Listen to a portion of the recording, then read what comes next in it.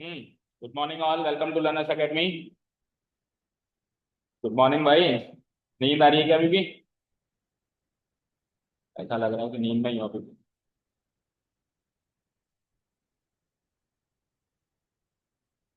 हाँ जी। So exercise number 4.4 चल रही है हमारी, ये वाली तो ओमिटेड है।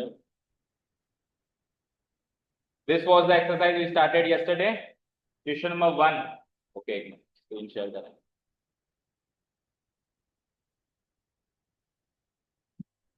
So this was the exercise we started yesterday, exercise 4.4 in the old book.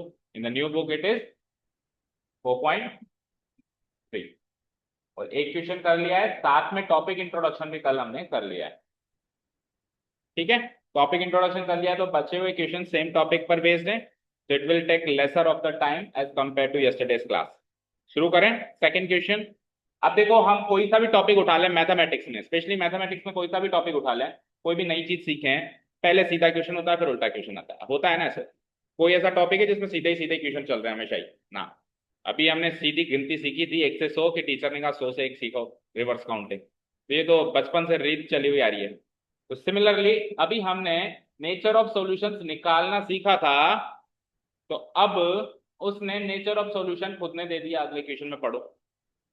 अब हमको निकालना नहीं है, अब हमको नेचर ऑफ सॉल्यूशन नहीं पता लगाना, खुद ने ही बता दिया हमको। देखो क्या नेचर ऑफ सॉल्यूशन है उसका, टू इक्वल रूट्स या फिर टू इक्वल रियल रूट्स, यानी सेकंड वाला केस है ये। 3 केस सीखे थे कल हमने, two distinct real roots, two equal real roots, non real. तो सेकंड वाला केस है, वो खुद बता रहा है, तो नेचर ऑफ रूट तो खुद ने बता दिया, फिर पूछेगा क्या? कुछ और पूछेगा, कोई मिसिंग चीज होगी जो पूछेगा। देखो उसने क्या पूछा है, इक्वेशंस के अंदर कुछ कोएफिशिएंट का पार्ट मिसिंग है, वो कोएफिशिएंट का पार्ट, के नामक कोएफिशिएंट का पार्ट है, इसके वैल्यू निकालनी है। कहने का मतलब ये है कि के की ऐसी कौन सी वैल्यू फिट करें ताकि इस इक्वेशन के इक्वल रूट्स हों, ये है सवाल। पहले इक्वेशन गिवन थी, नेचर ऑफ रूट्स पूछ रहा था, अभी नेचर ऑफ रूट्स दे दिया, इक्वेशन मिसिंग कर दी, इक्वेशन में कोई पार्ट मिसिंग कर दी, उल्टा क्वेश्चन हो गया। ठीक है, तो जो अप्रोच कल हम सीधी अप्लाई कर रहे थे अभी उल्टी अप्लाई करेंगे। ठीक है ना, शुरू करें। तो पहला क्वेश्चन नोट डाउन करो। here the given quadratic equation is, start writing here the given quadratic equation is,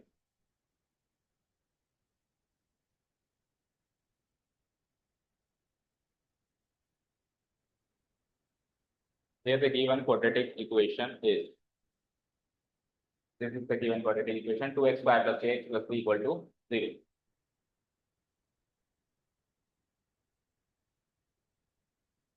अब nature of solution, nature of roots का क्वेश्चन चाहे से सीधा हो चाहे से उल्टा हो, अगर नेचर ऑफ रूट्स का क्वेश्चन है, दैट मीन्स स्टैंडर्ड फॉर्म से कंपेयर करके एबीसी तो निकालना ही है, जैसे सीधा हो चाहे उल्टा हो। तो पहला स्टेप तो वही रहेगा जो कल था, इसको कंपेयर करते हैं स्टैंडर्ड फॉर्म से और कोएफिशिएंट एबीसी की वैल्यू निकालते हैं। Now comparing it with the standard form, comparing it with the standard form,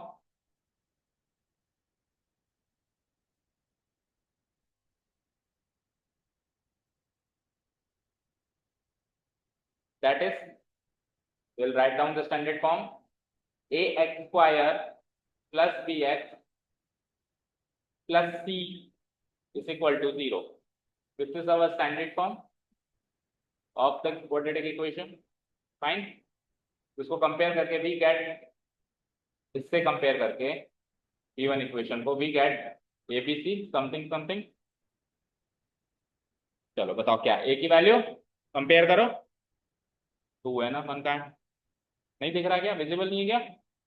और विजिबल करो, अभी देखो देखा, ए की वैल्यू 2, बी की वैल्यू ए, एंड सी की वैल्यू 3। तो ये वैल्यूज नोट डाउन करेंगे हम, 2 के, कॉमा लगा देना, कॉमा लगा देना, एंड सी की वैल्यू 3। डन। तो ये तो बेसिक सा स्टेप है, नेचर ऑफ सॉल्यूशन का क्वेश्चन है तो ये काम तो करना ही है, राइट? अब इसके बाद अगर ये पूरी पूरी वैल्यूज होती, हम लिख के आ रहे पूरी वैल्यू नहीं है, अगर ये पूरी होती तो हम नेचर ऑफ सॉल्यूशन निकाल लेते हैं वैल्यू की मदद। बट अब इन वैल्यू की मदद से नेचर ऑफ सॉल्यूशन नहीं निकालना, nature of solution already given. तो उसके दिए हुए नेचर ऑफ सॉल्यूशन के हिसाब से क्या होगा, उसने क्या दिया है, टू इक्वल रियल रूट्स दिया है। क्या दिया है उसने? Two equal real roots. तो टू इक्वल रियल रूट्स के केस में डिस्क्रिमिनेंट की वैल्यू क्या होती है? जीरो होती है, इक्वल टू जीरो होती है। तो हम हमारा डिस्क्रिमिनेंट निकालेंगे। ऑब्वियस बात है हमारा डिस्क्रिमिनेंट न्यूमेरिक फॉर्म में ना निकल के के की फॉर्म में निकलेगा, क्योंकि एक कोएफिशिएंट के की फॉर्म में है। तो हमारा जो के की फॉर्म में डिस्क्रिमिनेंट निकलेगा उसको उनके डिस्क्रिमिनेंट से इक्वेट करेंगे। उनके हिसाब से डिस्क्रिमिनेंट जीरो है, क्योंकि वो कह रहे हैं इक्वल रियल रूट्स। तो इक्वल रियल रूट्स का मतलब उनके हिसाब से डिस्क्रिमिनेंट क्या है? जीरो। अब हमारे हिसाब से निकालेंगे, दोनों को इक्वेट कर देंगे, के की कर देंगे। Strategy clear? समझ आया? ठीक है, चलो। Now, the value of discriminant D is discriminant D is B square minus 4AC. चलो put the values. B की वैल्यू क्या है हमारे पास? K, so it will be like K square minus 4 into A की वैल्यू क्या है? 2 and C की value क्या है? 3. करेक्ट? इसको सॉल्व करते हैं। So it is like K square minus 4 to 3 या 24। तो हमारे हिसाब से साफ डिस्क्रिमिनेंट है K square minus 24, राइट? यहाँ तक कोई डाउट नहीं है। अब उनकी दी हुई इंफॉर्मेशन को नोट डाउन करेंगे। उन्होंने बताया कि इसमें इक्वल रियल रूट्स है, इस इंफॉर्मेशन को नोट डाउन करेंगे। Now it is given that, next page पे आ जाओ। यहाँ तो इतना यहाँ तक नोट डाउन हो गया सभी का? चलो come to the next page. Now it is given that, already given है सवाल में दैट, क्या गिवन है? ये गिवन है the given quadratic equation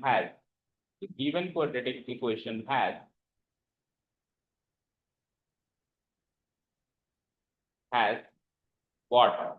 Two equal real roots. Already given.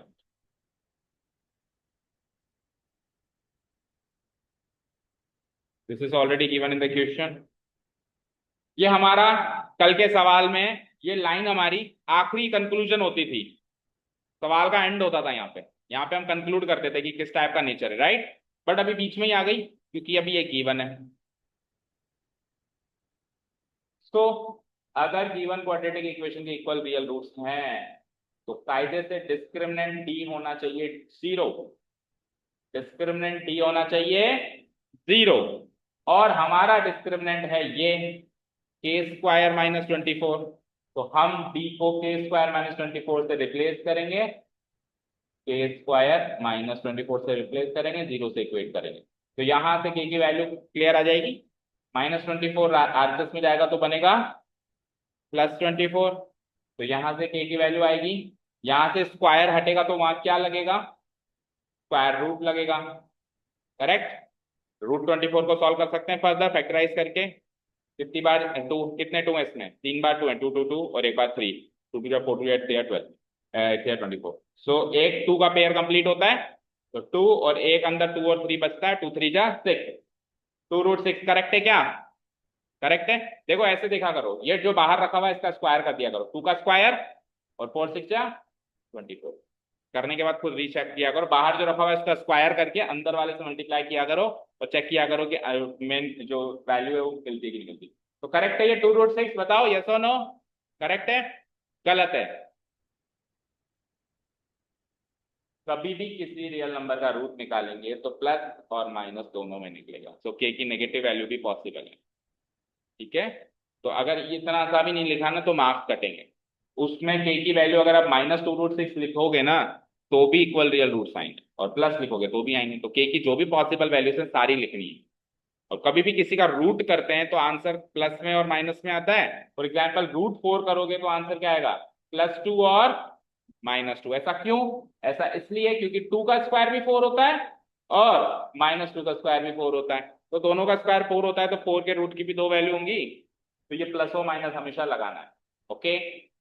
अब देखो कुछ कुछ चैप्टर्स ऐसे हैं जहां पे अपन स्क्वायर रूट निकालते हैं तो नेगेटिव वैल्यू नहीं लिखते हैं। वो चैप्टर्स कौन से हैं? जैसे मेंसुरेशन के चैप्टर आ गए, सरफेस एरिया, वॉल्यूम। तो अब ये चीजें तो ऑब्वियसली नेगेटिव नहीं होंगी ना।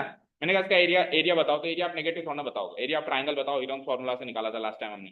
तो इरॉन्स फॉर्मूला से भी रूट निकलता था, रूट ऑफ अंडर, बहुत सारी चीजें। तो उसमें अपन नेगेटिव वाली रूट को, वैल्यू को अपन इग्नोर करते थे क्योंकि वो एरिया है, area can not be negative. लेकिन यहाँ पे तो एक वैल्यू है, वैल्यू कैन बी नेगेटिव। तो किसी चैप्टर में स्क्वायर रूट की 2 वैल्यूज निकालते हैं, किसी में एक निकालते हैं। हमको डिफरेंस पता होना चाहिए, ठीक है?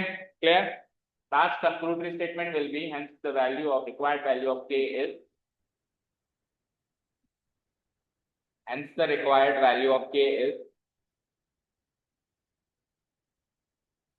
प्लस और माइनस 2√6। आंसर की से मैच कर लो, कोई मिसमैच हो तो बताओ, नहीं हो तो दूसरा करो।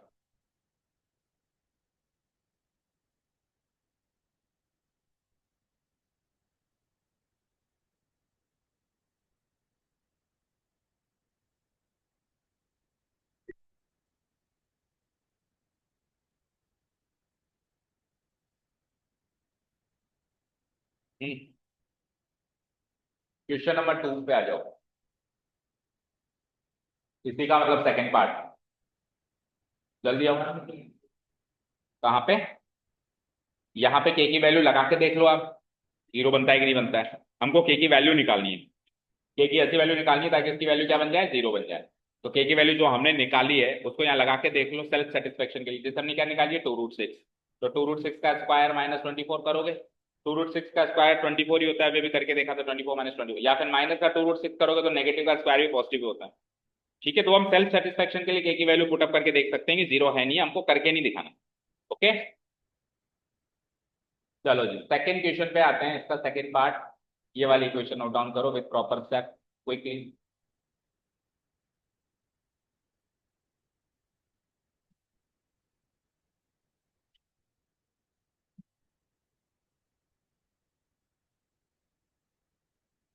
के x multiplied by x minus 2 plus 6। क्या करते हैं सबसे पहला काम, क्या? कंपेयर कर। अब कंपेयर करने, कंपेयर किससे करते हैं, स्टैंडर्ड फॉर्म से। तो स्टैंडर्ड फॉर्म से कंपेयर करने के लिए गिवन इक्वेशन भी स्टैंडर्ड फॉर्म की शक्ल की होनी चाहिए, है क्या? या अभी उसकी शक्ल की नहीं, स्टैंडर्ड फॉर्म की शक्ल क्या है, quadratic term, linear term, constant term, RHS में जीरो, ये शक्ल की दिखनी चाहिए। तो उसको पहले उस शक्ल में कन्वर्ट करेंगे फिर कंपेयर करेंगे, राइट। तो इसकी दूसरी फॉर्म लिखता हूं मैं, मेरे पास स्पेस नहीं है इसलिए मैं सामने लिख रहा हूं, आप इसके नीचे लिखेंगे इंप्लाइज लगा के, आप इसके नीचे इंप्लाइज लगा के लिखेंगे, ठीक है। तो इसकी स्टैंडर्ड फॉर्म बनती है, मल्टीप्लाई कर देते हैं हम, तो k x into x, k x square, k x into -2 k x and plus 6 as it is equal to zero. अब आप देखो ये स्टैंडर्ड फॉर्म से मैच हो रही है, ये रही मेरी क्वाड्रेटिक टर्म, ये रही मेरी लीनियर टर्म, और ये रही मेरी कांस्टेंट टर्म। बस फर्क इतना है कि पिछली बार मिसिंग वैल्यू के केवल लीनियर टर्म में थी, इस बार मिसिंग वैल्यू के क्वाड्रेटिक में भी है और लीनियर दोनों में। तो के की ऐसी वैल्यू फिट करनी है दोनों जगह सेम आनी चाहिए, मतलब हम जो के की वैल्यू डालेंगे उसको दोनों जगह रख के देखें तो इसके इक्वल रियल रूट्स होने चाहिए, राइट। आगे का काम वही सेम चलेगा, कंपेयर करेंगे।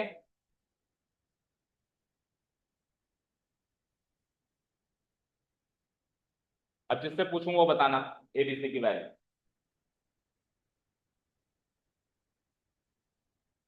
यही का बताओ, ए की वैल्यू के, पूर्णिमा बताओ बी की वैल्यू -2 के, एंड मोनिका सी की वैल्यू 6। वो रह गई हर्षिता, आप डी की वैल्यू बताओ। एबीसी की वैल्यू उन्होंने बता दिया, अब आप डी की वैल्यू बताओ सॉल्व करके।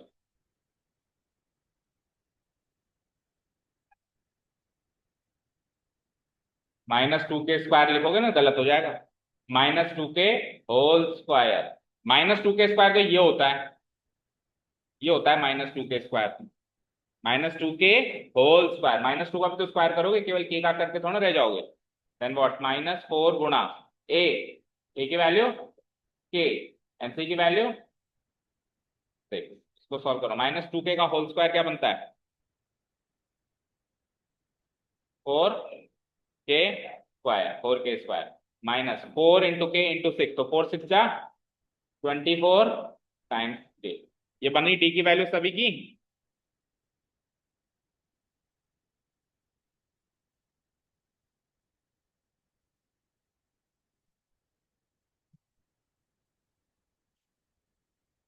सभी की टी की वैल्यू आ गई यही वाली। Okay, now put this value equal to zero. वही सेम स्टेप्स फॉलो होंगे कि वैल्यू को जीरो से इक्वेट करो। बोलो क्या थी एक बार बताना, के स्क्वायर या 4 के स्क्वायर, 4 के स्क्वायर आगे -4 के एक्स या 2 के एक्स, और 4 के, सॉरी एक्स तो आ गई, -4 के नहीं 24 k, 24 k, 24 sorry equal to 0, right. Okay, अब देखो यहां से आगे बढ़ने के दो रास्ते हैं, या तो आप 4k² और -24k में से 4k कॉमन ले लो, और या फिर मत लो, -24k को उधर भेज दो। दोनों से आंसर्स करीब करीब हमारे पास सेम ही आएंगे, सेम ही आएंगे। समझ आया क्या? कॉमन ले लो, सेम नहीं आएगा। अगर मैं -24k को उधर भेज दूं ना तो डिफरेंट आएगा। अब आपको अभी 4k कॉमन लो, फिर बताता हूँ कैसे डिफरेंट आएगा। पहले 4k कॉमन लो इसमें से। तो 4k कॉमन लिया, तो 4k² में से 4k कॉमन लिया तो क्या बचा? k। और 24k में से 4k कॉमन लिया तो क्या बचा? तो इक्वल टू व्हाट? 0। अब आपको जो फैक्टराइजेशन मेथड में अपन स्ट्रेटेजी फॉलो करते थे कि दो फैक्टर्स का प्रोडक्ट 0 है, तो क्या क्या हो सकता है? ये वाला फैक्टर भी 0 हो सकता है और ये वाला फैक्टर भी 0 हो सकता है, तो वो स्ट्रेटेजी फॉलो करनी। तो यहां से हम दो केस बनाएंगे, या तो 4k तेरी वैल्यू 0 है और लगाओ, या फिर k-6 तेरी वैल्यू 0 है। अगर 4k तेरी वैल्यू 0 है तो k की वैल्यू 0 से 4 डिवाइड होगी, क्या बनेगा? 0 बनेगा। और अगर k-6 तेरी वैल्यू 0 है तो ये -6 उधर 0 से प्लस हो जाएगा, 0 + 6 6 बनेगा। यहाँ तक कोई डाउट किसी का? किसी को भी कोई डाउट? तो k की कितनी वैल्यूज आ गई? कितनी आ गई? दो, 0 और 6। अब अगर आप -24k को उधर भेज देते, इधर आओ, 4k², दूसरा केस भी ले लो, मतलब दूसरा मेथड भी ले लो, इक्वल टू 0 करते हैं, तो आप 4k² इक्वल टू 24k कर देते, राइट। ठीक है, फिर आप क्या करते? चलो बताओ, k² equal to 24k, 24k divided by 4, right. 4 6 जा 24, तो 6k आ जाता। फिर आप एक के से एक के काट देते और k की वैल्यू क्या निकाल देते हैं? 6। जबकि अभी k की वैल्यू क्या आ रही है? 2, एक 0 या फिर 6। तो दो वैल्यूज पॉसिबल है, लेकिन इस तरीके से हम a की वैल्यू निकालते हैं, दो वैल्यूज नहीं निकालते। अब मुझे बताओ कि ऐसे करना चाहिए या ऐसे करना चाहिए? कैसे करना चाहिए? अगर ऐसे करेंगे तो ऑब्वियसली दो वैल्यूज आ ही रही है, बट ऐसे करने में प्रॉब्लम, मतलब मैथमेटिकली तो कुछ गलत किया नहीं मैंने, तो मेरे दो आंसर क्यों नहीं आ रहे हैं, एक ही आंसर क्यों आ रहा है? क्या स्टेप बाय स्टेप देखो, इस वाले ग्रीन वाले एरिया में कुछ गलत है क्या? फिर से चलो करके दिखाता हूँ साफ साफ, जो सूत्री जगह पे। यही चीजें हैं जो हमको यहाँ पे डिस्कस करनी है at our watching. 4k² -24k equal to 0। आपने 24 उधर भेजा, तो इट इज लाइक +24k। अब आप एक के से एक के इधर भी काट सकते हो, नहीं तो नेक्स्ट स्टेप में भी काट सकते हो। k² equal to 24k divided by 4, 4 से 1, 4 से 6 30, क्या बनाइए? 6k। अब आप क्या कर दोगे? ये k² है, वो k है, तो स्क्वायर से एक k कट गया, क्या बचा? k is equals to 6। मुझे बताओ, स्टेप बाय स्टेप बताओ, कोई गलती है क्या इसमें? है तो बताओ, और नहीं है तो फिर गलत क्यों है?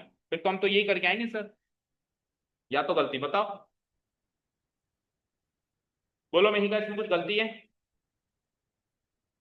नहीं है, तो फिर तो ये भी सही होना चाहिए। वो ही क्यों सही है? मानते हैं वो भी सही है, बट ये क्यों सही नहीं है? बता सकता है कोई? सुनो ध्यान से, वो भी गहरी बात बता रहा हूँ, शायद आप लोगों को पहले ही बताई थी। इधर देखो, अगर x into x equal to 2 × x है, तब आप x को x से काट रहे हो, एक केस बन गया ये। दूसरा केस सुनना, दूसरा केस सुनना। अगर 2 × 2 इक्वल टू 2 × x, तो आप 2 से 2 काट रहे हो, तो ये केस करेक्ट किया या ये केस करेक्ट किया, या दोनों ही करेक्ट किए, या दोनों ही करेक्ट नहीं किए? बताओ कौन सी जगह मैंने x से x काटना सही है कि 2 से 2 काटना सही है? दोनों सही है, x से x भी कट सकते हैं, 2 से 2 भी कट सकते हैं, दोनों सही है। बोलो, केवल नीचे वाला सही है, ऊपर वाला गलत है। अब ध्यान से सुनिएगा मैं जो कह रहा हूं। हम एक फैक्टर को एलएचएस और आरएचएस में तब ही काट सकते हैं अगर उसकी वैल्यू 0 नहीं हो सकती। जिसकी वैल्यू 0 नहीं हो सकती उसको काटा जा सकता है, बट अगर किसी की वैल्यू 0 हो सकती है तो उसको काटा नहीं जा सकता है। तो 2 की वैल्यू 0 हो सकती है क्या? कभी 2 तो 2 ही रहेगा, तो उसको काट दो। बट x की वैल्यू तो 0 हो सकती है। हाँ, आपको सवाल में गिवन है कि x नॉट इक्वल टू 0, ऐसे इंफॉर्मेशन गिवन है, तब आप काट सकते हो x इक्वल टू x। जब ही काट सकते हो जब उसकी वैल्यू जीरो नहीं हो सकती है। तो अब यहाँ पे के स्क्वायर क्या है, के इंटू के ही तो है। तो आपने एक तरीके से के से के काटा, तो के की वैल्यू जीरो नहीं है ऐसा गिवन है क्या सवाल में, तो आपने ऐसे कैसे काट दिया। आप उसी को काट सकते हो जिसकी वैल्यू जीरो नहीं हो सकती, कहने का मतलब ये कांस्टेंट से कांस्टेंट ही काट सकते हो, क्योंकि वेरिएबल की वैल्यू तो जीरो भी हो सकती है। ठीक है क्या, समझ आया, क्लियर है। ये फैक्टर से फैक्टर काटने वाली बात थी। टर्म से टर्म आप कभी भी काट सकते हो, उसकी वैल्यू जीरो हो सकती हो या नहीं हो सकती। टर्म से टर्म कटता कैसे देखें, जैसे यहाँ पर x प्लस एक्स है और यहाँ पे 2 प्लस एक्स है, तो यहाँ पे अब x फैक्टर नहीं है, इनके बीच में मल्टीप्लाई का साइन था तब ये फैक्टर था, ये पूरी टर्म है। तो टर्म से टर्म तो कभी भी कट सकती है, लेकिन फैक्टर से फैक्टर तभी कट सकता है जब उसकी वैल्यू जीरो नहीं हो सकती हो, आपको पता हो या क्वेश्चन में कीमत। ओके, समझ आया, क्लियर है। ये सारी बात क्लियर है तो मैं क्वेश्चन पे वापस चलूं, ये खत्म नहीं हुआ वो, चलूं वापस। अब मुझे बताओ कि ये तो मैंने ये कर दिया यार, तो मैंने बताओ कौन सा तरीका सही किया, ये वाला तरीका सही किया कि ये वाला तरीका सही किया, ये वाला किया। अब फिर कहानी में ट्विस्ट है, ये वाला तरीका सही है। अब क्यों, क्योंकि बेटा क्वाड्रेटिक इक्वेशन पे नजर तो डालो। What was the quadratic equation, quadratic equation ये थी, बोलो। और क्वाड्रेटिक इक्वेशन के कुछ रूल्स होते हैं कि ए बी सी में से ए की वैल्यू जीरो नहीं होनी, तो ए की वैल्यू क्या है, तो के की वैल्यू जीरो नहीं होनी चाहिए तो काट दो। तो ये तो कह रहा था अगर उसकी वैल्यू जीरो नहीं हो सकती तो काट सकते हैं, समझ आया क्या। Quadratic equation ax square plus bx plus c equal to 0 में a b c ये रिस्ट्रिक्शन है, केवल एक ही रिस्ट्रिक्शन है, b और c के कोई रिस्ट्रिक्शन नहीं है, एक ही का रिस्ट्रिक्शन है, a कुछ भी और 0 नहीं होना चाहिए। a की वैल्यू 0 लगाओगे तो x स्क्वायर वाली टर्म 0 हो जाएगी, तो लीनियर इक्वेशन बन गई, ये तो पता है ना। अब मेरी a की वैल्यू क्या आ रही है, a की वैल्यू k, हमको पता है ना कि a should not be equal to 0, इसका मतलब k should not be equal to 0। अब k की वैल्यू जीरो नहीं है ना, तो अभी अभी मैंने आपको क्या कहा, आप फैक्टर से फैक्टर x से x कब काट सकते हो, जब उसकी वैल्यू जीरो नहीं है। तो अभी इस सवाल में k की वैल्यू जीरो नहीं है ना, तो फिर काट सकते हैं ना। तो फिर अगर हम यहाँ पे काट देंगे तो ये गलत नहीं होगा, k की वैल्यू 6 ही है, जीरो नहीं है। पर इन केस मैंने ये वाला मेथड अपना लिया, सपोज करो मैं इस मेथड पे गया ही नहीं और मैंने ये वाला मेथड अपना लिया और मैंने k की दो वैल्यूज निकाल दी, तो भी मैं इसके आगे लिख सकता हूं कि k की वैल्यू जीरो को मैं करता हूं रिजेक्ट। तो भी मैं इसके आगे अभी भी लिख सकता हूं कि के की दो वैल्यू निकाल दी मैंने। अब मैं इसके बाद एक स्टेटमेंट लिख दूंगा कि के की वैल्यू जीरो नहीं हो सकती, क्योंकि उससे क्वाड्रेटिक इक्वेशन की वैलिडिटी खत्म हो जाती है, इसलिए के की एक ही वैल्यू है, that is accepted, that is. तो मैं इसके आगे क्या लिख दूंगा, here a is equals to k which is not equal to zero, that is k cannot be equal to 0.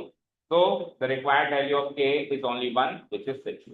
So the required value of k is 6. अब की answer किसे आंसर मैच करो, 0 और 6 दोनों आंसर है या केवल 6 आंसर, केवल 6 है।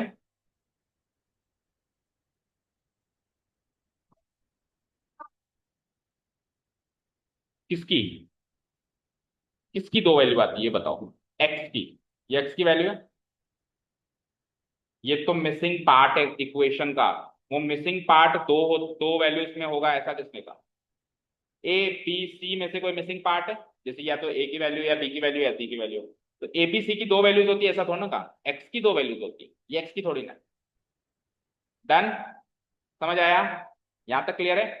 अब अगर ए की वैल्यू के नहीं होती, मान लो ए की कोई कांस्टेंट वैल्यू होती, जैसे यहाँ पे तो के आ रही है ना, ये तो के आ रही है ए की वैल्यू, लेकिन मान लो ए की वैल्यू के नहीं होती, कोई कांस्टेंट वैल्यू होती और के जो है केवल बी और सी में कहीं होता, ए में होता ही नहीं, तो फिर मैं के की वैल्यू ये जीरो यहाँ पे रिजेक्ट नहीं करता और इसकी दोनों वैल्यू एक्सेप्ट करनी पड़ती,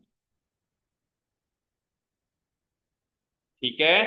ये के की वैल्यू जीरो जो आ रही है ये रिजेक्ट इसलिए हुई है क्योंकि के जो है ए में बैठा है, जो जीरो नहीं हो सकता। अगर ए में ना बैठा होता बी और सी में ही बैठा रहता, दोनों में बैठा रहता, किसी एक में बैठा रहता, तो k की वैल्यू 0 हो सकती। देखो क्या लिखा है, a की वैल्यू k है और इसीलिए k a की वैल्यू k है, which is not equal to 0, it should not, इसकी जगह ये लिखो should not be equal to 0। a की वैल्यू k है जो 0 नहीं होना चाहिए, मतलब a 0 नहीं होना चाहिए ना, which should not be equal to 0। ठीक है ना, सारी बातें क्लियर है क्या? हाँ, ए से बेटा क्वाड्रेटिक इक्वेशन की स्टैंडर्ड फॉर्म होती है a x square plus b x plus c equal to 0 where a should not be equal to 0। क्यों? क्योंकि अगर a की वैल्यू 0 डाल दें, इसकी वैल्यू 0 डाल दें तो 0 इंटू एक्स स्क्वायर 0 बन गया, तो ये टर्म एलिमिनेट हो गई, ये टर्म एलिमिनेट हो गई, तो काहे की क्वाड्रेटिक इक्वेशन, ये तो लीनियर इक्वेशन है फिर।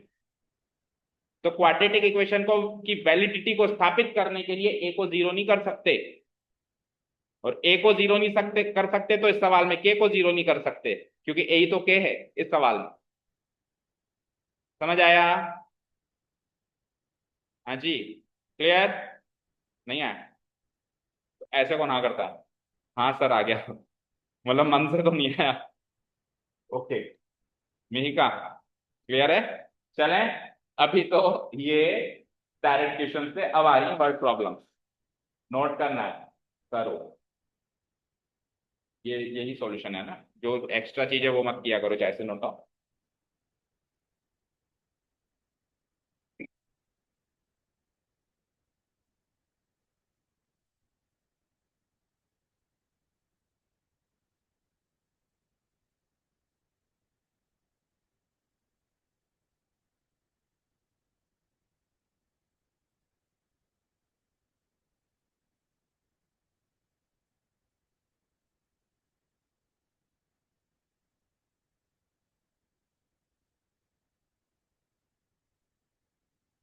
अगर मन में जीरो लेवल का भी कोई डाउट हो तो पूछ लिया करो, हिचकिचाया मत करो, ठीक है?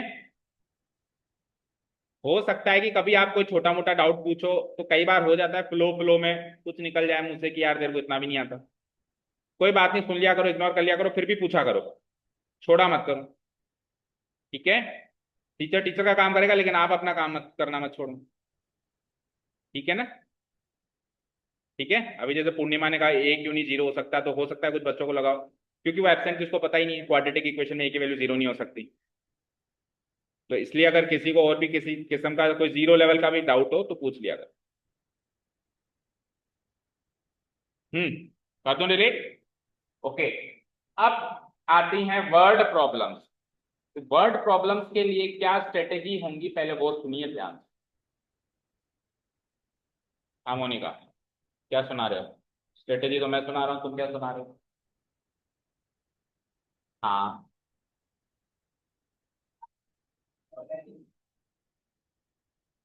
अगर x की वैल्यू 2 आती है तो दोनों ही चाहिए होती है बेटा, क्योंकि क्वाड्रेटिक इक्वेशन में तो आती है x की वैल्यू 2 है।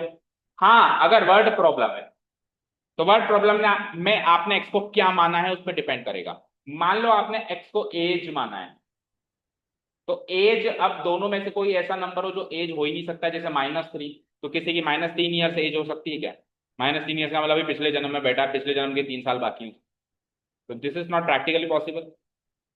हाँ, अगर इसकी एज जो है 0 से बढ़ के कुछ भी आ जाए, 0.5 भी आ जाए तो भी एक्सेप्टेबल है, क्योंकि 0.5 ईयर्स का भी हो सकता है कोई इंसान, आधे साल का, 6 महीने का, हो सकता है ना? क्लियर है?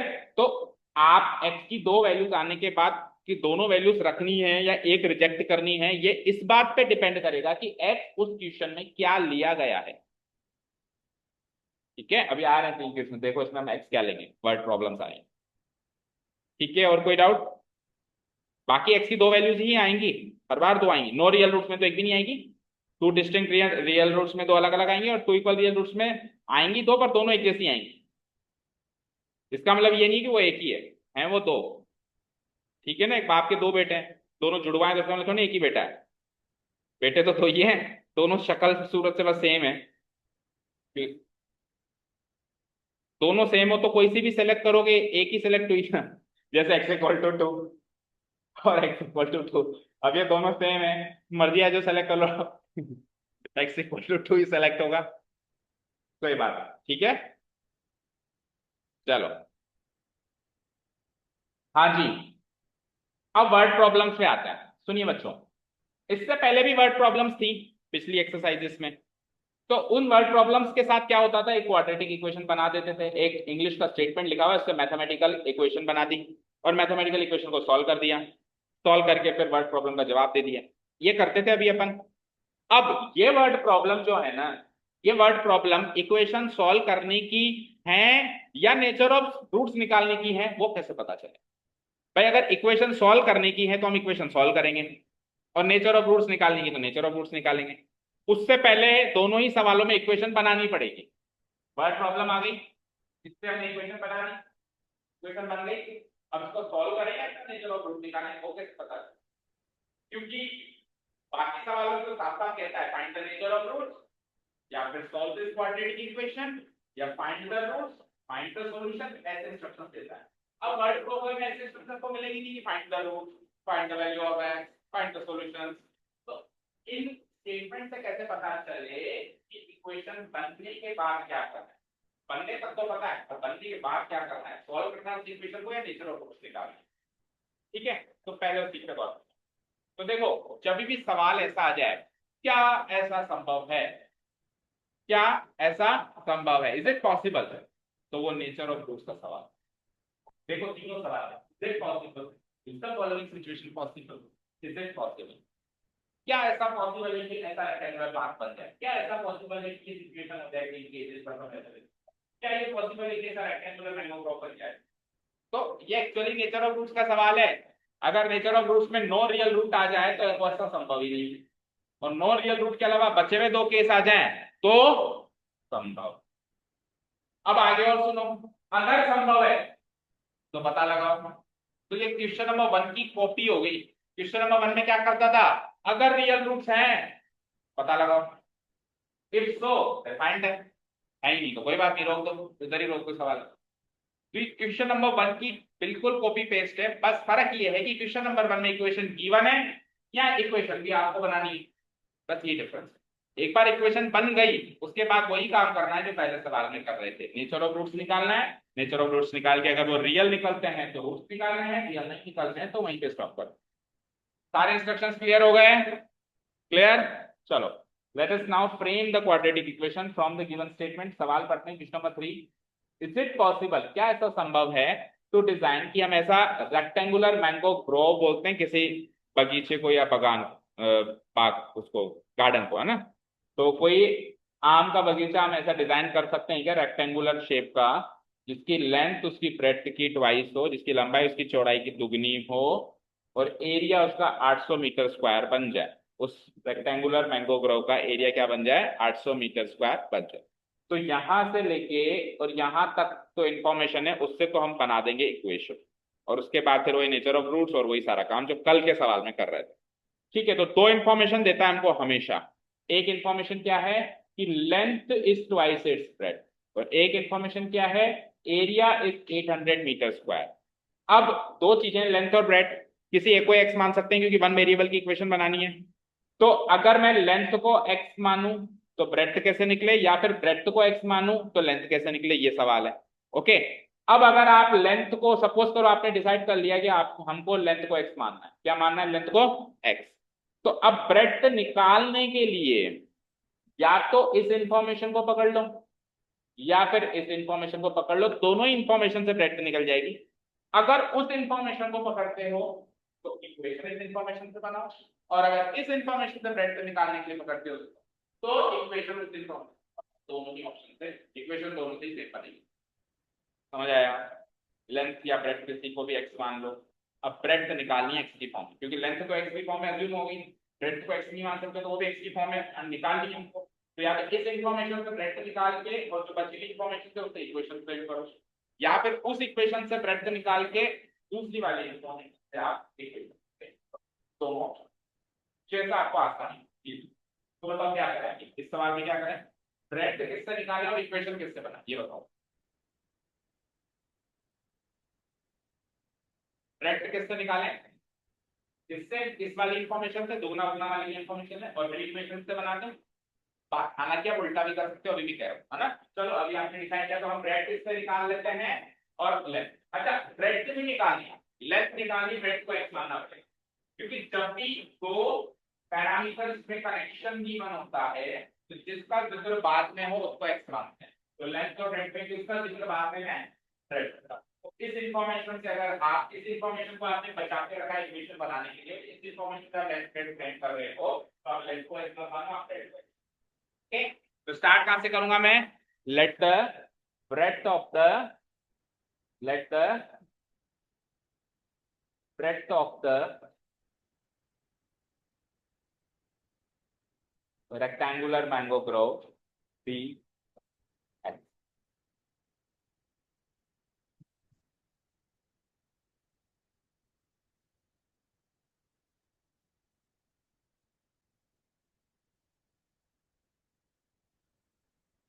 Be x और मीटर स्क्वायर में तो फिर मीटर लगाओ,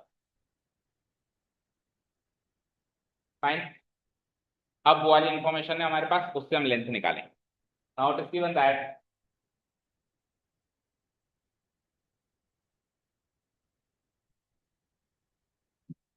now it is given that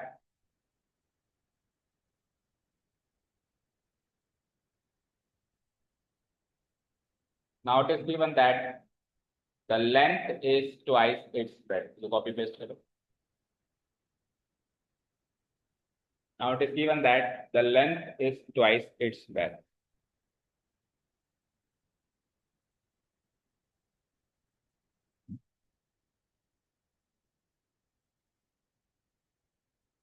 हुआ। सो लेंथ निकालते हैं फिर हम। सो the length of the mango grove will be equal to, बताओ तन्मय लेंथ कितनी होगी, फिर लेंथ कितनी होगी, तो करके बताओ कितनी होगी, ब्रेड की चॉइस करके बताओ, ब्रेड कितनी है, तो एक्स का ट्वाइस करेंगे तो 2x।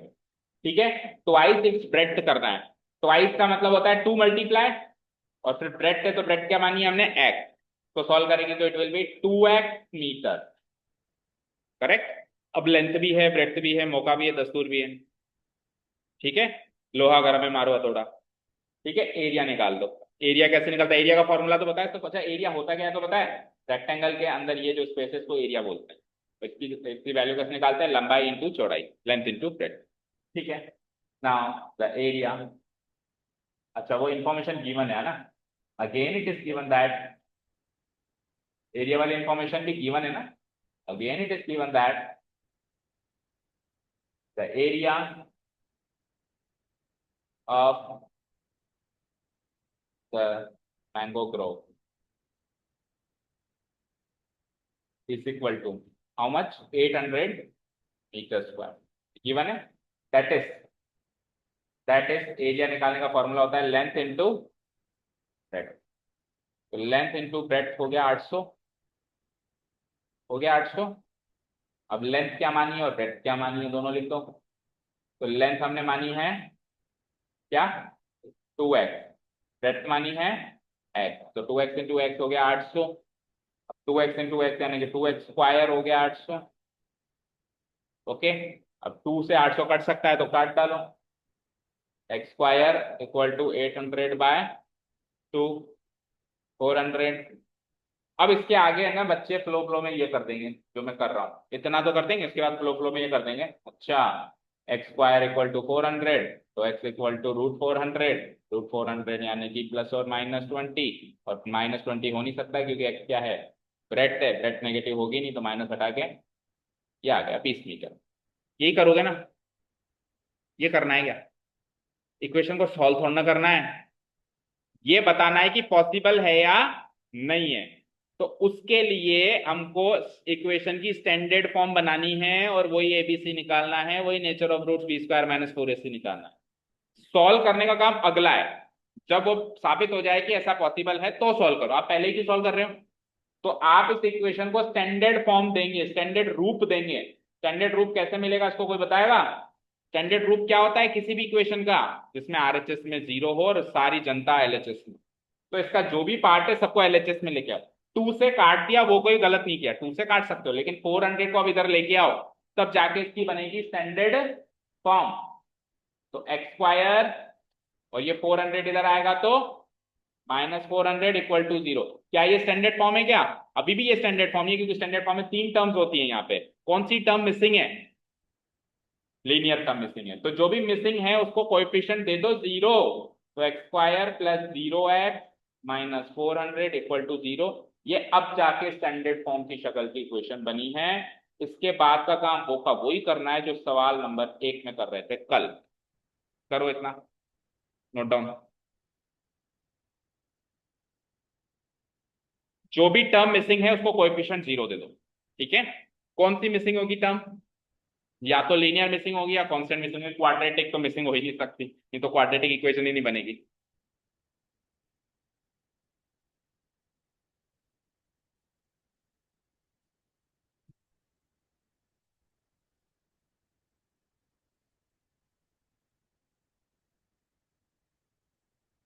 हाँ बताओ।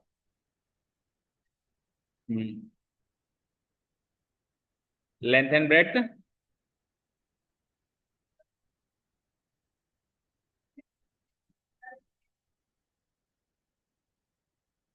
रेक्टेंगुलर ग्राफ डिजाइन करना पॉसिबल है क्या, संभव है क्या? अगर संभव है तो उसके लेंथ और ब्रेड्थ बताओ, और अगर संभव ही नहीं है तो कह दो नहीं है संभव। तो अभी तो हम उसकी संभावना पे सवाल है, अभी तो ऐसा करना पॉसिबल है या नहीं है यही नहीं पता लगा पाया। और वो कैसे पता लगाएंगे? नेचर ऑफ रूट्स निकाल के। नेचर ऑफ रूट्स निकलने के बाद 3 केस बनते हैं, 2 distinct real roots, 2 equal real roots. अगर 2 डिस्टिंक्ट रियल रूट्स या 2 इक्वल रियल रूट्स होता है तब तो कह देंगे संभव है। लेकिन अगर थर्ड केस बनता है नो रियल रूट, तो कह देंगे कि इट इज नॉट पॉसिबल। तो नेचर ऑफ रूट्स निकालने के लिए इक्वेशन चाहिए, और इक्वेशन अपनी स्टैंडर्ड फॉर्म में चाहिए। तो ये स्टैंडर्ड फॉर्म में इक्वेशन हो गई, इसको कंपेयर करेंगे वही एबीसी से, फिर डिस्क्रिमिनेंट निकालेंगे, फिर चेक करेंगे। ठीक है, इक्वेशन बन गई, यहां तक हो गया। अब इसको कंपेयर करो स्टैंडर्ड फॉर्म। चलो एक बार इक्वेशन लिख देता हूं मैं फिर से। क्या थी बताना? एक्स स्क्वायर प्लस 0x, आगे क्या थी? -400 equal to 0। Now comparing it with the standard form. अब इसके आगे का काम सेम टू सेम करना शुरू करो जो कल कर रहे थे इक्वेशन मिलने के बाद।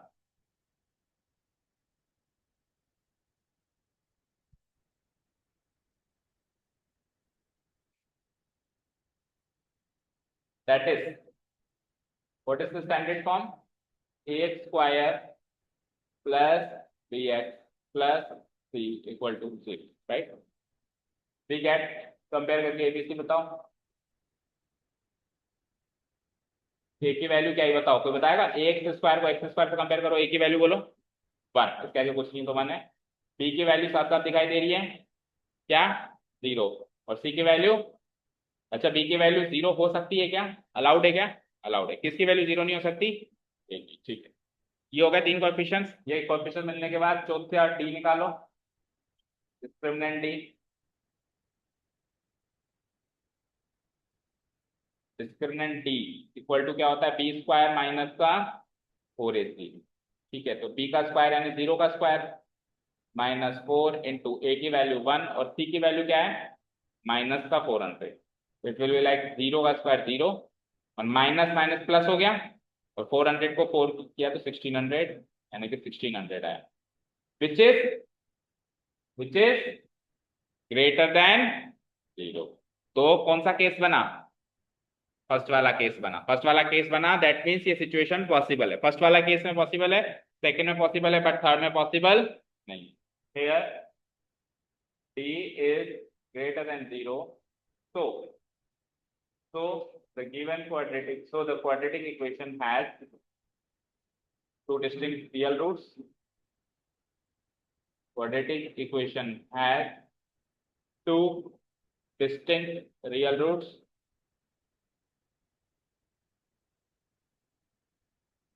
और अगर इसके क्वाड्रेटिक इक्वेशन में 2 डिस्टिंक्ट रियल रूट्स हैं, हेंस द गिवन सिचुएशन, उसकी भाषा में जवाब दो।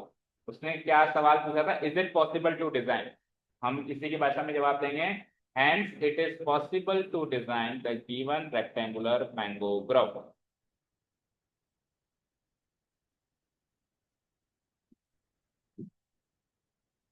The given rectangular mango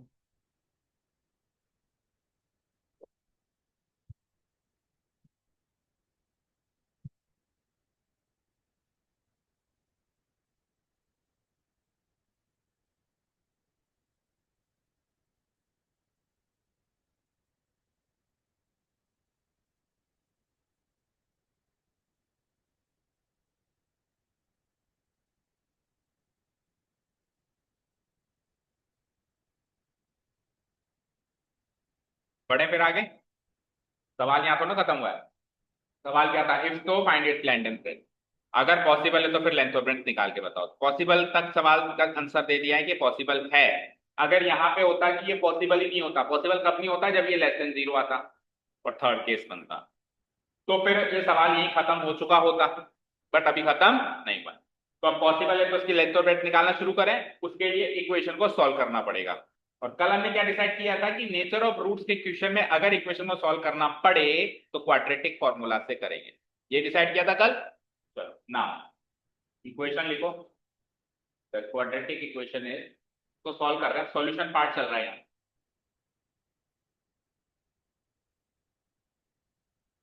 बताओ क्या थी इक्वेशन। एक्स स्क्वायर माइनस नहीं plus 0x minus 400 is equal to 0। ये इक्वेशन थी। By using quadratic formula we have, हाँ सीधा क्यों, फैक्टराइजेशन से भी कर सकते हो, कंप्लीटिंग द स्क्वायर से भी कर सकते हो, बहुत सारे तरीके हैं। बट हमने कल क्या डिसाइड किया था, देखो स्ट्रेटेजी एक फॉलो करोगे तो कंफ्यूजन कम होगा। कल हमने क्या डिसाइड किया था, नेचर ऑफ रूट्स का सवाल हो तो क्वाड्रेटिक फॉर्मूला से ही करो। डायरेक्ट कर सकते हो, फैक्टराइजेशन से भी कर सकते हो, एक तरीका और बता देता हूँ, कंप्लीटिंग द स्क्वायर से भी कर सकते हो। मैं मना नहीं कर रहा हूँ, डायरेक्ट कर लो, भले अभी भी कर सकते हो। बट आप खुद कंफ्यूजन में कम रहेंगे जब आप एक मतलब स्ट्रेटेजी सेम फॉलो करेंगे। नेचर ऑफ रूट्स के क्वेश्चन में क्वाड्रेटिक फॉर्मूला से ही सॉल्व करना है इक्वेशन को। ये स्ट्रेटेजी हमेशा दिमाग में रखो। नेचर ऑफ रूट्स का क्वेश्चन नहीं है, अदरवाइज है तो फिर आप फैक्टराइजेशन करो, डायरेक्ट भी हो रहा है तो डायरेक्ट भी करो। ओके, डायरेक्ट तो फिर हो ही गया था ना इधर। इस वाले पॉइंट में मैंने कही दिया था ना कि एक्स की दो वैल्यू आ रही है, खत्म करो कहानी। X square equal to 400, x की वैल्यू 20 और माइनस, यही पे हो गया था। लेकिन फॉर्मेलिटी पार्ट भी होता है कुछ क्वेश्चन में करना पड़ेगा। ठीक है, हाँ जी। By using quadratic formula we have the value of x equal to, बोलो याद है किसी को क्वाड्रेटिक फॉर्मूला सॉल्व करने के लिए जो फॉर्मूला था, बोलो। Minus b plus minus root minus 4ac, वही discriminant divided by whole divided by. चलो put the value, minus b की वैल्यू 0 है, प्लस और minus B square minus 4ac निकाल के आए थे, 1600 आया था। 1600 डिवाइडेड बाय 2 इंटू ए की वैल्यू है 1, राइट। अब ये देखो 0 है तो इसको नेक्स्ट स्टेप में लिखो ही मत, डायरेक्ट यहीं से स्टार्ट करो, इसको लिखना प्लस और माइनस। 1600 का रूट क्या होता है 400, और ये 2 इंटू 1 है तो 2। तो एक बार ये प्लस और माइनस, प्लस और माइनस क्या बना 200 और 20, सॉरी नॉट 200, 200 बना क्या बना, अच्छा 400 ही गलत लिखा है ना। 1600 का रूट 400 थोड़ा होता है, 40 होता है। ठीक है, अगर स्क्वायर करते हैं तो नंबर ऑफ जीरो दुगने हो जाते हैं, लेकिन रूट करते हैं तो नंबर ऑफ जीरो हाफ हो जाते हैं। तो दो जीरो है तो दो जीरो का एक ही जीरो है। अब सही है ना। प्लस और माइनस 20 आ रहा है, और उधर स्टार्टिंग में जब यूं ही सॉल्व कर रहे थे तो भी प्लस और माइनस 20 आ रहा था। तो एक्स की वैल्यू 20 या फिर माइनस 20 दो हो सकती है। क्या लिखेंगे हम यहाँ पे, x equal to 20 and x equal to minus 20 are the two distinct real roots. Equal नहीं निकले ना, देखो डिस्टिंक्ट निकले ना। नेचर ऑफ रूट्स डिस्टिंक्ट का था तो रूट्स भी डिस्टिंक्ट ही निकले, नहीं निकले, निकल रहे हैं। Two distinct real roots of the quadratic equation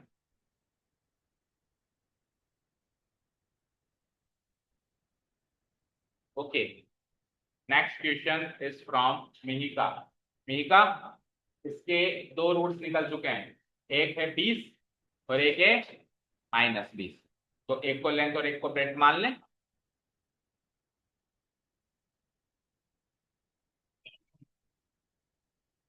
quadratic equation में x की जो वैल्यू आती है वो फाइनल आंसर हो ऐसा जरूरी नहीं होता, आगे अभी पिक्चर बाकी होती है।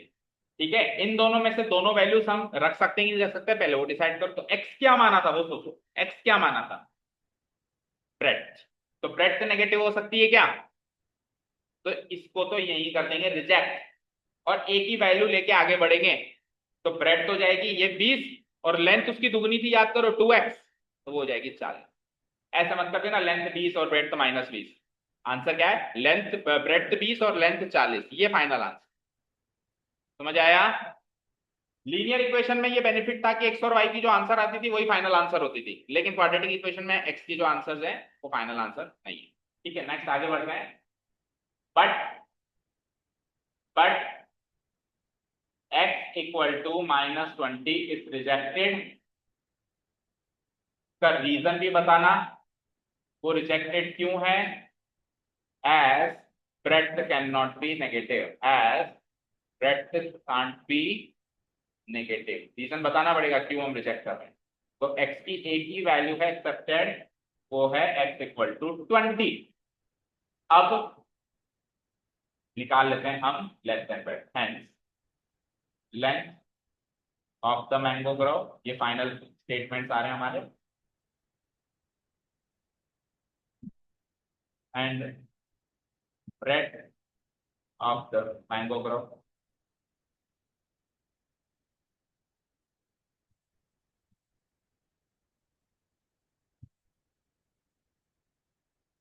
इक्वल टू, लेंथ क्या मानी थी हमने x की फॉर्म में, और ब्रेड्थ क्या मानी थी x की फॉर्म में, बताओ। लेंथ क्या मानी थी 2x, ब्रेड्थ क्या मानी थी x। तो इन दोनों में x की वैल्यू जो एक्सेप्टेड वाली वैल्यू डालो, -20 तो डाल ही नहीं सकते, एक्सेप्टेड वैल्यू है 20, तो 2 into 20 gives me length equal to 40 metre, और यहाँ पे x की वैल्यू 20 डाली तो डन। ये फाइनल आंसर से मैच कर answer.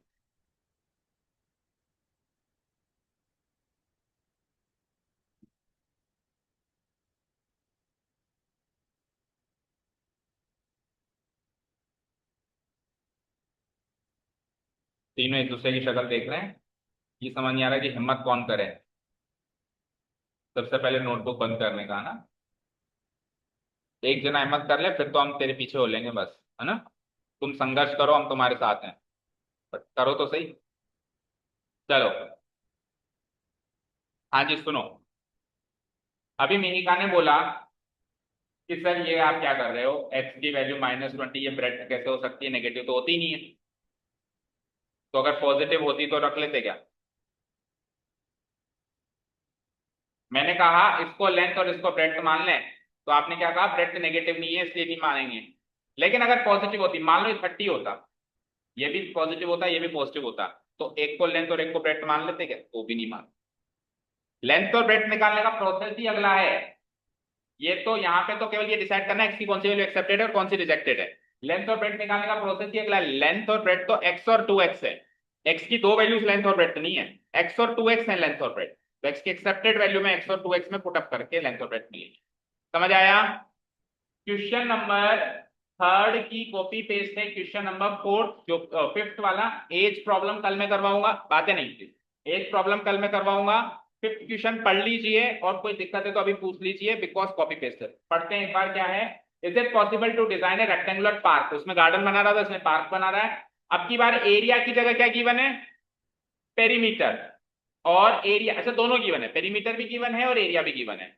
What if so find its length and breadth, तो लेंथ और ब्रेड्थ निकालनी है आपको। लेंथ और ब्रेड्थ में से किसी भी एक चीज को क्या मान सकते हो आप, x। अब इस बार तो लेंथ और ब्रेड्थ का कोई कनेक्शन ही गिवन नहीं है, जैसे पिछली बार तो गिवन था कि लेंथ इसकी ट्वाइस है या ब्रेड्थ इसकी ट्वाइस है, कनेक्शन गिवन था। इस बार कोई कनेक्शन गिवन नहीं है, तो मर्जी है किसी को भी लेंथ मानो। तो लेट से मैंने लेंथ को मान लिया x, तो सवाल ये आता है कि ब्रेड्थ क्या होगी फिर हम, क्योंकि उसमें तो गिवन था दुगनी होगी, क्या होगी इसमें पता नहीं है। तो अब अगेन वही बात, दो इंफॉर्मेशन है, किसी भी एक इंफॉर्मेशन को यूज करो ब्रेड्थ निकालने के लिए, और दूसरी इंफॉर्मेशन को संभाल के रखो इक्वेशन बनाने के लिए। सपोज करो मैं पेरीमीटर से ब्रेड्थ निकालना चाहता हूं, तो मुझे बताओ पेरीमीटर का मतलब क्या होता है? पेरीमीटर का मतलब क्या होता है? उसकी बाउंड्री का सम। तो लेंथ ब्रेड्थ, तो 2 × L + d, फॉर्मूला याद किया होगा। तो 2 × L + d, ये पेरीमीटर की वैल्यू कितनी की बने? 80। कितनी की बने? 80। तो यहां से 2 को उधर पहुंचाओ, तो L + d की वैल्यू हो जाती है 80/2 यानी कि 40। अब लेंथ क्या मानी है आपने? x। तो x plus breadth equal to 40। तो ब्रेड्थ की वैल्यू क्या आ गई? 40 माइनस x। ये आ गई ब्रेड्थ भी 40 माइनस x, दोनों x की फॉर्म में आ गई। बताओ, ये भी x की फॉर्म में, ये भी x की फॉर्म में। तो लेंथ को x माना और एक इंफॉर्मेशन को यूज किया ब्रेड्थ निकालने के लिए। अब दोनों x की फॉर्म में आ गई। अब इस इंफॉर्मेशन का, इस बार पेरीमीटर की इंफॉर्मेशन का कोई रोल नहीं है, इसका खत्म हो गया रोल। इसका रोल केवल इतना था, ब्रेड्थ निकाल के इसने दे दी। अब एरिया का रोल है, एरिया के रोल से इक्वेशन फ्रेम होगी। तो एरिया वही लेंथ इंटू ब्रेड्थ होता है। तो लेंथ क्या मानी है आपने? x इंटू ब्रेड्थ क्या मानी है आपने? मतलब निकाली क्या? 40 माइनस एक्स और इक्वल टू जो भी एरिया गिवन है, कितना गिवन है? 400। इसको सॉल्व करके इक्वेशन बन जाएगी। समझ आया? और उसके आगे का काम वही करना है, पहले पॉसिबिलिटी निकालनी है, पॉसिबिलिटी अगर यस निकले तो फिर सॉल्व भी करना। समझ आया? हाँ हाँ। इधर 400 में से भी एक्स कॉमन आ रहा है क्या? तीनों में से कॉमन आता है तो निकालते हैं। इसमें तो 40x माइनस x² और 400 को उधर लाओ, -400। तो अगर तीनों में से x कॉमन आ रहा है तो निकालोगे ना। ये 400 में से दोनों कॉमन आ रहा है, इसके आगे तो हम देखो एक क्वाड्रेटिक टर्म, एक लीनियर, इसको अरेंज करो अच्छे से। ये क्वाड्रेटिक इक्वेशन की शक्ल में चेंज करो उसको, और फिर वही डिस्क्रिमिनेंट वगैरह निकालो, पॉसिबिलिटी निकालो। ठीक है, हो जाएगा पक्का। चलो, तो कल ये करके आओ, एज प्रॉब्लम फिर कल मैं करवाता हूँ। ओके, चलो, thank you so much for listening to us. Keep learning.